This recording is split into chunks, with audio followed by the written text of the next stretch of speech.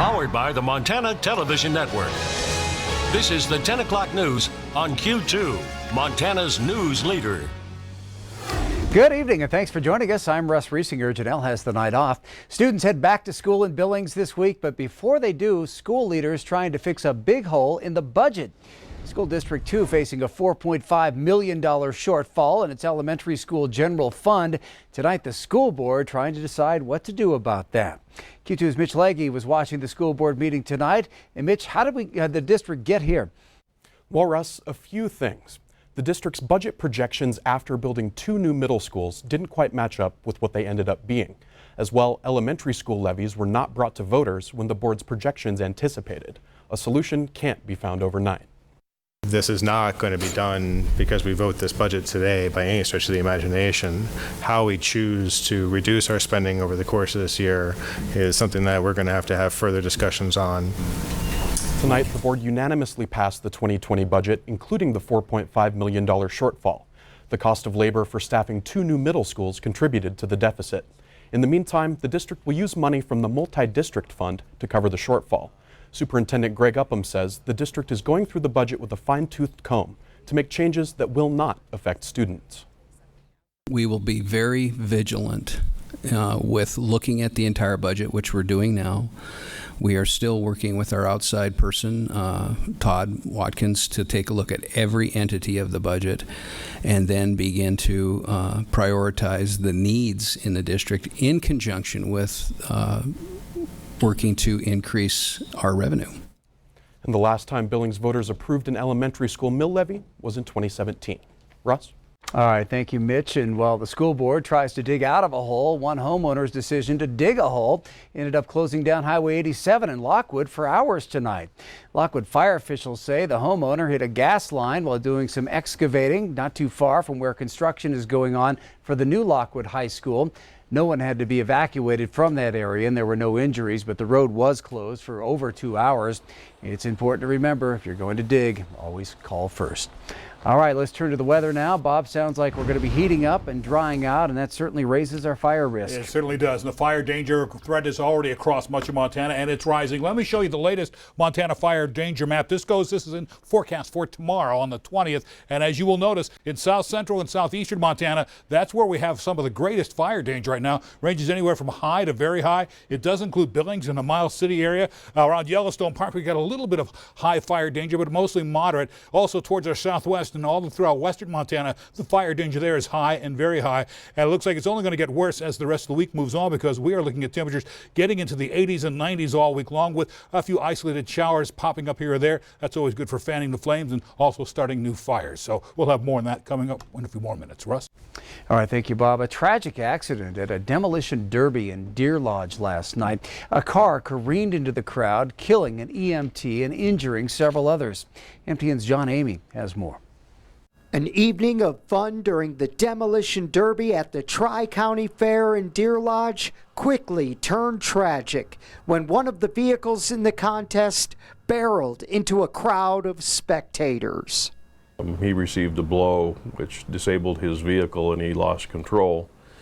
The car exited the arena, jumped a fence, and landed on some bleachers, injuring multiple people. A Deer Lodge woman was killed and 6 others were hospitalized in the incident. It was a chaotic scene following the devastating crash. There were people trapped underneath the vehicle at the time. This tragic accident occurred right next to where EMS workers were stationed. And that was fortunate, according to the sheriff, because their quick response was able to save more lives. Because of the immediate patient care, they certainly were able to stabilize those patients that were transported to the hospital. It was certainly a chaotic and tragic scene, but a lot of people pulled together in a very short amount of time and were able to help a lot of folks.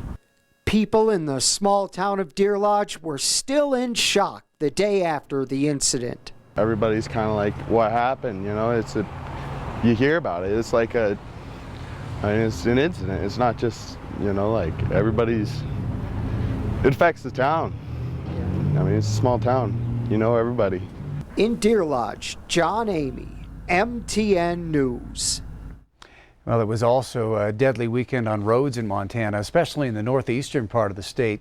4 separate accidents claimed 6 lives, all in Roosevelt County. It all started on Friday with a deadly crash on Highway 2, the latest fatal accident happening just this morning. A single male in a Pontiac minivan traveling west toward Wolf Point drifted off the north side of the road and overcorrected and rolled multiple times. Montana Highway Patrol says this is one of the most challenging times of the year for deadly traffic crashes. The time between Memorial Day and Labor Day has been called the 100 deadliest days of summer because of the spike in traffic deaths. As of this morning, MHP recorded 115 traffic deaths so far this year. That's 8 more than last year at this time.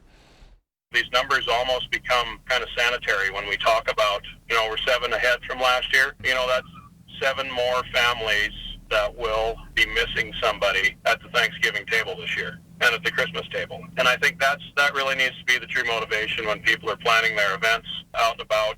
Sober drivers would prevent so many of these, or designated drivers, and just that simple click of a seatbelt would make such a huge difference in all of this. Butler says each MHP district around the state uses overtime shifts to have more troopers on the roads during peak travel times. The agency will also increase patrols during the upcoming Labor Day weekend. The police officer involved in the death of an unarmed man in New York Staten Island lost his job today. That decision coming 5 years since the death of Eric Garner sparked a national outcry. CBS's Mark Liverman has the latest.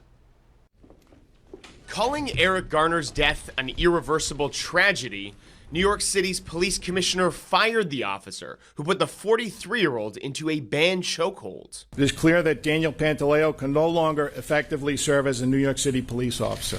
Commissioner James O'Neill said he agreed with the judge's recommendation to fire Officer Pantaleo, but he said the tragedy was on both ends, starting with Garner's decision to resist arrest for allegedly selling loose cigarettes.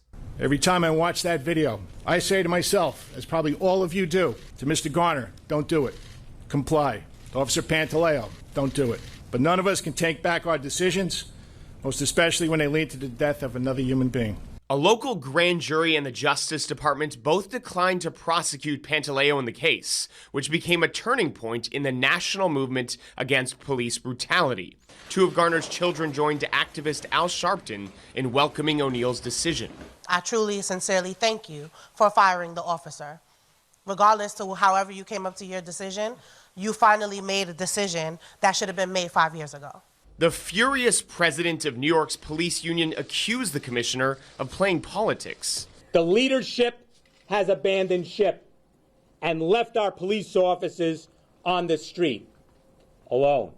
But Commissioner O'Neill, calling it an extremely hard decision, said he hopes it brings not just a reckoning, but also a reconciliation. Mark Liverman, CBS News, New York. The Garner family says it will continue fighting for a law in their father's name, making chokeholds illegal in New York State. Planned Parenthood of Montana leaders say a recent decision to leave Title X in an effort to reject an abortion gag order won't impact Montanans, at least not yet. Nationally, the organization's head declared all Planned Parenthood clinics will formally leave Title X. Title X was created in the 1970s to provide affordable reproductive health care to women who otherwise can't afford it. A new rule says recipients of Title X funds are not allowed to refer women to an abortion provider. The impact will mean that people may choose to forego care. They may choose to delay their care until this is resolved, and that's what's unacceptable. Planned Parenthood of Montana doesn't use federal funds and has instead been utilizing emergency funds. Still, President Martha Stahl says what's happening across the nation is a public health crisis. The cost lost due to the exit of Title X to Planned Parenthood nationally is still unknown. Cloud Peak Energy is selling its 3 Powder River Basin coal mines to the Navajo Transitional Energy Company, the winning bidder of its Chapter 11 bankruptcy auction. Navajo Transitional Energy will pay $15.7 million in cash, a $40 million secondary lien on all assets, and a 5-year royalty on future coal produced. Cloud Peak had been one of Powder Basin's strongest coal companies until recent years, when high debt coupled with slumping demand for coal became too much to bear. The company filed for bankruptcy in May of this year. In a news release, Navajo Transitional Energy leaders said They're excited to continue operations of the mines, which employ about 1,300 people, nearly all in Montana and Wyoming. Last year, Cloud Peak sold 50 million tons of coal worldwide and supplied 58 coal plants with $832 million worth of coal. Well, this year's Montana Fair is in the books, and despite some challenges with the weather, this year's fair drew some of its biggest numbers in years. Metro Park Director of Marketing and Sales, Ray Massey, says this year's attendance was 226,000. That's the best attendance since 2015. The fair set a record for food and beverage sales and just missed setting a new record for carnival sales. Massey says, considering the weather, he's thoroughly pleased with the way things turned out. Well, still to come on tonight's 10 o'clock news, a teenager is blaming his collapsed lung on vaping. Tonight we'll hear from doctors who say that could be possible. And later in sports, we'll take a look ahead at the Billings Central Rams, tasked with replacing almost every starter from last year's state championship team. You're watching MTN News with Janelle Slade and Russ Riesinger. Storm Tracker weather with Bob McGuire. And sports with Scott Breen. This is the 10 o'clock news on Q2, Montana's news leader.